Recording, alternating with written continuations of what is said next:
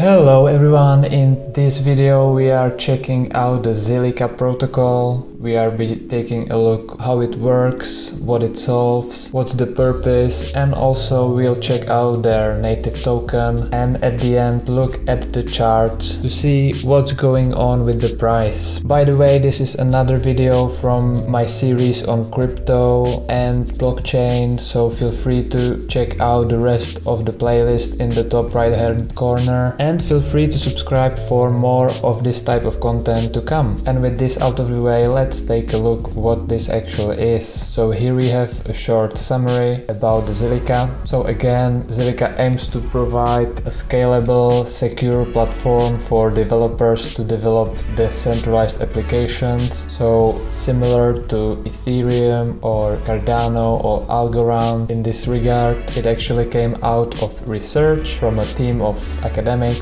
entrepreneurs and engineers, so their technology is backed up by some academic research. Their main differentiation is the sharding principle, which they use for scaling the blockchain, and in a minute we will take a look how this sharding works. They also take care about the ecological footprint of mining, so it takes only 1 minute out of every 2 to 3 hours to mine the ZIL token. Their mainnet is live since early 2019, so about 2 years now, and also they are using Silica language for their smart contracts, which they claim to be the first peer-reviewed and safe by design language. And they are also constantly developing over 60 projects from over 20 countries, so still in the process of developing new features. So now if we take a look on the top of the page on the platform in the blockchain section, we can hopefully find out more information about the sharding. They claim that thanks to the sharding it's very scalable, so that means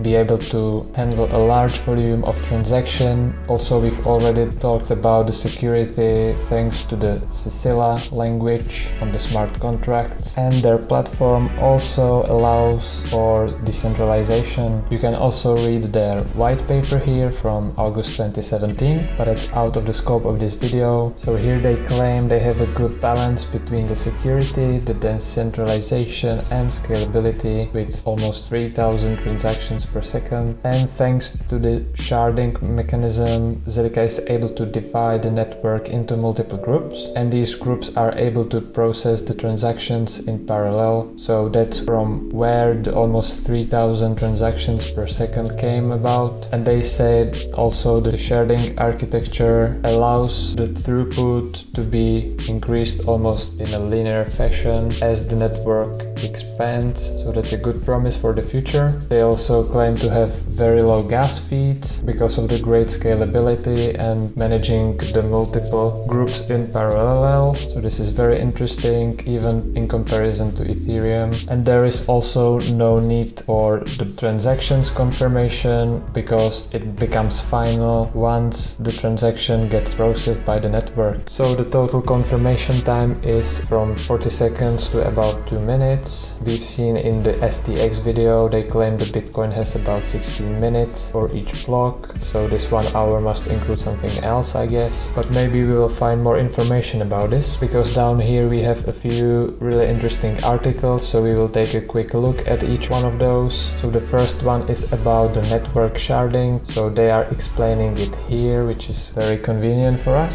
So as they hinted before, it works on dividing the network into smaller groups of nodes, each referred to as a shard. So for example, if you have a network with 1000 nodes, then you may divide the network into 10 shards, with each shard composed of 100 nodes. And the best thing is these shards can run in parallel, which makes it truly scalable. We will gloss over these articles very quickly because they go to a more detail, but feel free to check them out. I will put links into the video video description. So at the end of this article they mention that the shard can however still have malicious nodes in it, so this has to be solved, and they are describing this in the next article, so let's take a look at that one. So this one is about the consensus protocol, and here we can see that for the security reasons a shard must be sufficiently large, let's say with more than 600 nodes. But even though the 600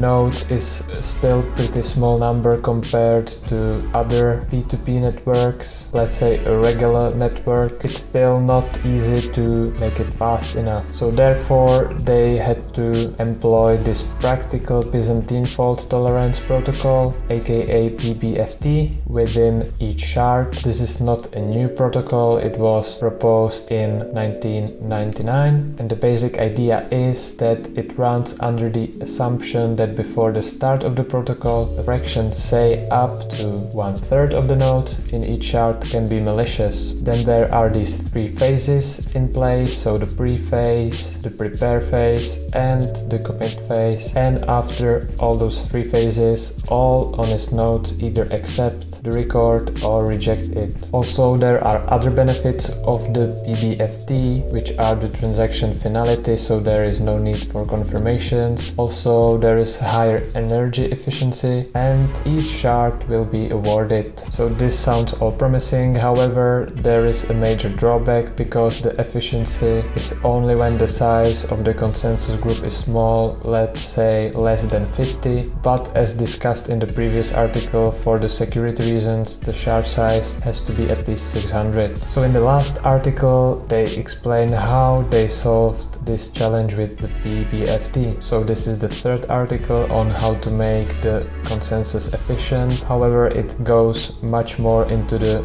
mathematics and very much into details. So I will not be explaining everything in this video, but as I said, you can check this yourself if you are really interested. So we will jump right into the conclusion here, where they summarize that the main highlight of this article is the multi-signature protocol that reduces the number of signatures from n to 1, so let's say from a very large number to 1, so that's a reduction from anywhere from 50 to 100%, which is really good. If we would place number 2 here, it would be from 2 to 1, which is 50%, and from there it only gets better, so all the way to 99.999% reduction, depending on how many signatures are there originally. After this explanation, there are still some questions unanswered. For example, if a supermajority signs the message but not all the nodes, will the protocol still work, or what sort of changes should one make to the protocol? And these are all explained in the Zilliqa technical white paper, or some very nice people in the community channels can summarize these and share them with you, so definitely check out the community of Zilliqa on Reddit or Twitter or Telegram, etc. to find out more information. So with this basic idea what they achieved and how the protocol works, let's take a look at the Silica token. So at the moment the price is about 11 cents for one token, and the token sits at the number 53 with the market cap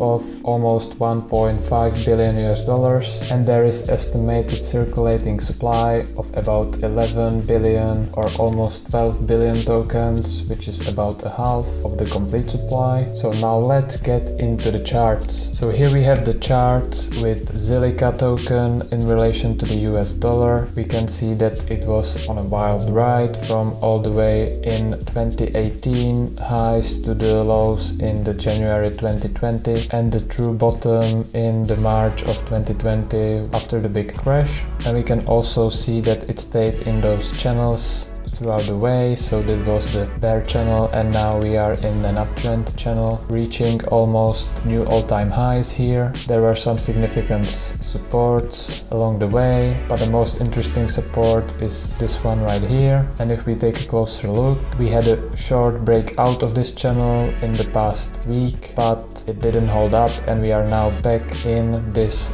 long bullish channel, which is not a bad thing at all. And we are currently sitting above this support, which means there is a lot of room for the token to move. What I would expect the token to do in the near future is something similar we've seen in the past year, which means it was in a kind of a bull run. It tried to break out, but it came back and was in a bit of a consolidation until it reached the support of this channel, and then it went on another bull run. So I think we are in a similar phase now and could expect some consolidation until it reaches the support, and then maybe we can see it going up again more rapidly. However, that remains to be seen. And finally, if we take a quick look at the Zilliqa to Bitcoin ratio, we can see that from the launch all the way to around April or May 2019, it was in this very volatile market in comparison to Bitcoin. First it was really overperforming and then underperforming a bunch, but from the middle of 2019 it stayed in or very near this channel and pretty much reflected